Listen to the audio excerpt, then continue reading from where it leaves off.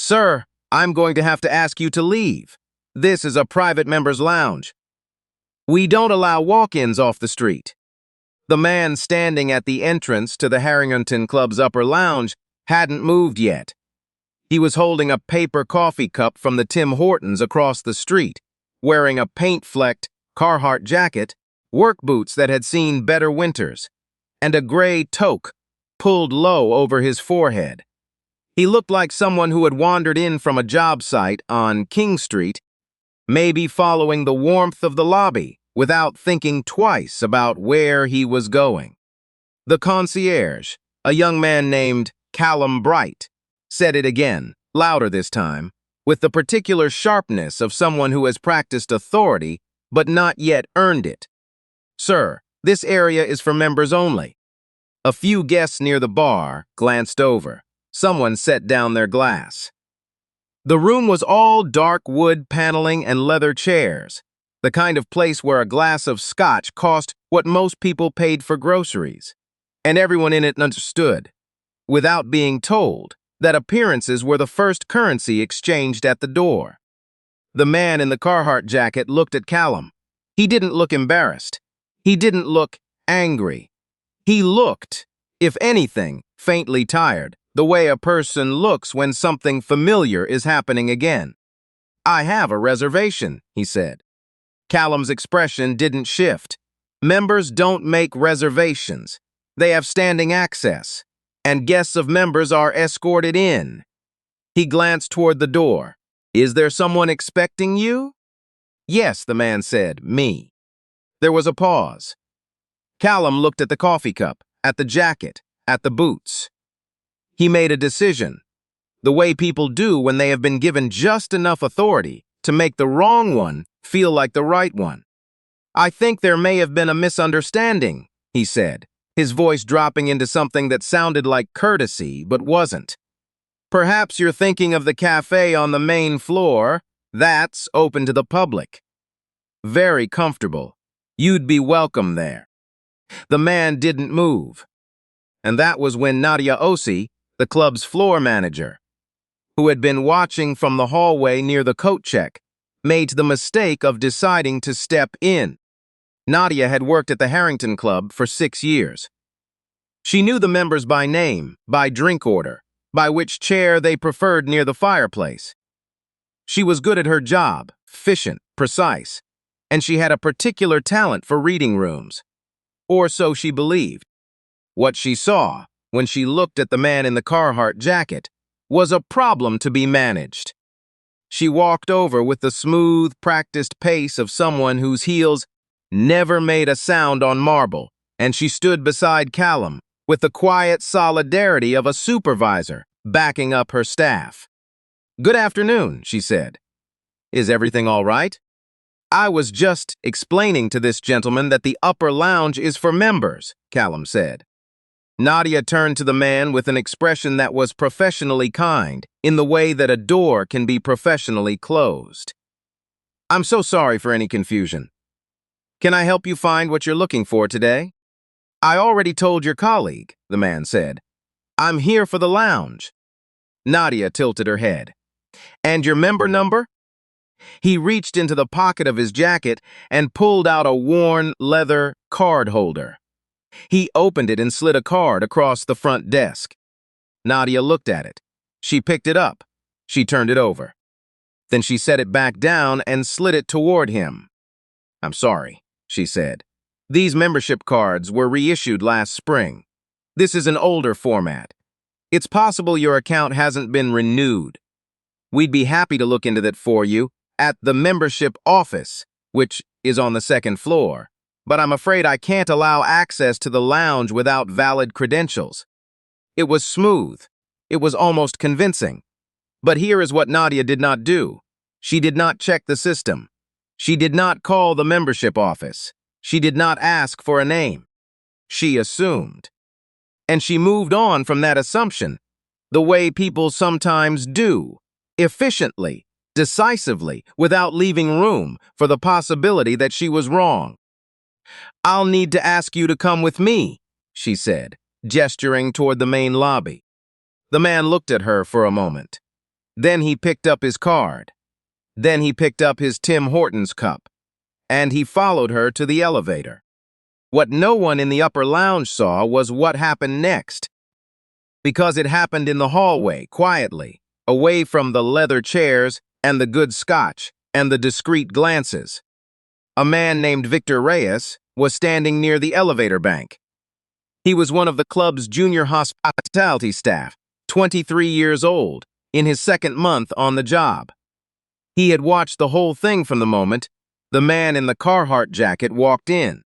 Victor said quietly, so that only the man could hear, "I'm sorry about that. Can I get your name? I can look you up in the system right now on my tablet. It'll just take a second." The man looked at him.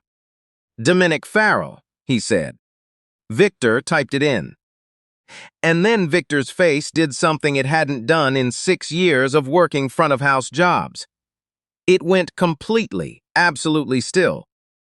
Dominic Farrell was 51 years old. He had grown up in Sudbury, the son of a nickel miner and a school secretary, in a house where heat sometimes went off in February, and meals were planned around what was on sale at the grocery store that week. He had put himself through Laurentian University, working overnight shifts at a distribution warehouse, graduated with a degree in civil engineering, and then spent the next 2 decades doing something that most people who met him would not have guessed from looking at him. He built things. Not the kind of building that gets photographed for architecture magazines, though some of his work had ended up there anyway. He built infrastructure, bridges, water treatment facilities. A highway overpass in northern Ontario that had replaced a structure from the 1960s and now carried 40,000 vehicles a day without anyone stopping to think about who had designed it. He had started Farrell Infrastructure Group out of a rented office above a dry cleaner in Sudbury 17 years ago with 2 employees and a contract to repair a municipal road in Espanola. The company now had 400 employees and offices in Toronto, Calgary, and Halifax. It had completed projects in 7 provinces. Its annual revenue was something that, if you saw it written as a number, would take a moment to process. Dominic didn't talk about any of that unless someone asked. He drove a 10-year-old F-150. He bought his coffee from Tim Hortons because he liked it and had liked it since he was 18, and he saw no particular reason to change. He wore Carhartt because he still went to job sites regularly because he believed that the person signing off on structural work should understand what that work actually looked like on the ground. He was in Toronto for a meeting. Not a meeting at the Harrington Club, as it happened, but a meeting with the club's parent company, a real estate and hospitality group called Aldercroft Holdings, whose managing director had suggested they meet at the club's private dining room for lunch. Dominic was a member. He had been a member for 4 years. His card was valid. His account was current. His name was, in fact, on a list of guests that the front desk had been briefed about that morning. Victor Reyes stood in the hallway, holding his tablet, and understood all of this in approximately 30 seconds. He looked up at Dominic Farrell. He said, "Mr. Farrell, I am so sorry. Please come with me. I'll take you up personally." Dominic looked at him. He said, "What's your name?" "Victor," he said. "Victor Reyes." Dominic nodded once. "Thank you, Victor." The upper lounge was quieter when they arrived than it had been 20 minutes earlier. Nadia had returned to her usual post near the dining room entrance, satisfied that a situation had been handled. Callum was behind the front desk, straightening a stack of event cards that didn't need straightening. No one was expecting what happened next, which is, perhaps, the point. The managing director of Aldercroft Holdings was a man named Pierce Alderton, who had been sitting in the corner booth for 15 minutes and had been about to send a second text, wondering where Dominic was. He stood up when he saw him come through the door, cross the room, and shook his hand with the particular warmth of someone who understands precisely who they are meeting. "Dom," he said, "good to see you. Glad you found us." "Had a little trouble at the door," Dominic said. Pierce looked at him. "Trouble?" "Nothing serious." It might have ended there. Dominic Farrell was not a man who made scenes. He had spent his career in rooms, where he was often the only person who looked like he'd come from somewhere, without a private school crest on the wall, and he had learned, long ago, to choose his moments carefully. But Pierce Alderton had been in business long enough to recognize the weight behind the phrase "nothing serious" when it came from a man like Dominic. And so he asked quietly what had happened. Dominic told him. Pierce listened. His expression during this did not change in any way that someone across the room would have noticed. But the stillness in it was something different from calm. It was the stillness of a man deciding something. He picked up his phone and made a call. The call lasted 4 minutes. At the end of it, Pierce set the phone down on the table and said, "The general manager will be up in a moment." The general manager of the Harrington Club was a woman named Helena Frost, who had managed private hospitality venues for 22 years, and had, in that time, developed an almost physical aversion to avoidable mistakes. She came through the door of the upper lounge with the measured pace of someone who already knew the broad shape of what she was walking into and had spent the elevator ride preparing for it. She introduced herself to Dominic. She apologized, not in the practiced, liability-aware way that managers sometimes apologize, but in the direct, unequivocal way that acknowledges that something wrong happened, and that the acknowledgement itself is the beginning of the response, not the end of it. Dominic accepted it. He was gracious about it. He did not say everything he could have said. Helena asked to speak with Callum and Nadia separately, which she did in her office, one after the other. Those conversations were private. What came out of them was not. By the end of that day, Callum Bright had been suspended pending a review of the incident, and 3 others flagged by staff in the previous quarter. Nadia received a formal written reprimand and was placed on a performance improvement plan. The club issued an internal review of its front-of-house access protocols, the first such review in 7 years. None of this made the newspapers. But what did happen, quietly, over the following weeks was this. Victor Reyes, the 23-year-old junior staff member, who had stopped in a hallway and asked a simple question and looked up a name and apologized on behalf of a club that had not yet thought to apologize itself, received a message from Dominic Farrell's assistant. It was not a long message. It offered Victor a position with Farrell Infrastructure Group's corporate hospitality division, a role the company had been building out and had not yet filled. It included a salary that was more than 3 times what Victor was making at the club. It included a note in Dominic's handwriting that said only, "I remember who showed up when it mattered." That's what I look for. Victor Reyes started the following month. There is something worth sitting with in this story, something that doesn't resolve cleanly into a lesson, but that stays with you if you let it. Dominic Farrell didn't walk into the Harrington Club looking for trouble. He walked in wearing the same jacket he'd worn to a job site in Brampton that morning, carrying the same coffee he bought every day, because those were the things that fit his life. And he had never seen any reason to perform a version of himself for a room full of strangers. He had earned his place in that building through years of work that most of the people in that lounge would never fully understand. And still, when he walked through the door, the first thing 2 people saw was a reason to turn him away. That's the part that doesn't get talked about enough. Not just that, it happened, but how quickly it happened, how effortlessly, how naturally it fit into the shape of an ordinary afternoon for the people who did it. They didn't think they were doing something wrong. That is exactly what made it wrong. There's another part, though. Victor Reyes was 23 years old. He was in his second month on the job. He had no authority to override a floor manager.